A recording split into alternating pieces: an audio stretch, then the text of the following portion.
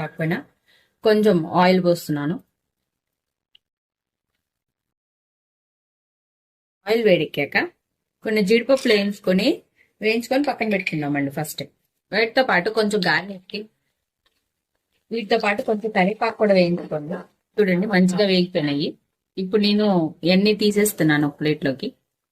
నేను స్పైసీనెస్ కోసము ఇప్పుడు కొంచెము లవంగాలు వేసుకుంటున్నానండి. అట్లానే చెక్క, కొంచెం చెక్క కూడా వేసుకోండి.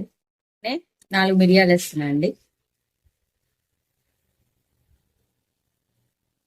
స్పైసీని బట్టి వేసుకోండి, కొంచెమే వేసుకోండి మిరియాలు. అట్లానే 2 ఎలాచి ఇలా దంచేసుకోవాలండి. వేసుకుని ఇప్పుడు నేను ఉల్లిపాయలు వేస్తున్నా. ఉల్లిపాయలు అలానే పచ్చిమిర్చి ఆల్రెడీ దాంట్లో వేసానండి, అందుకని దీంతో దానికి తగ్గట్టు వేసుకోండి.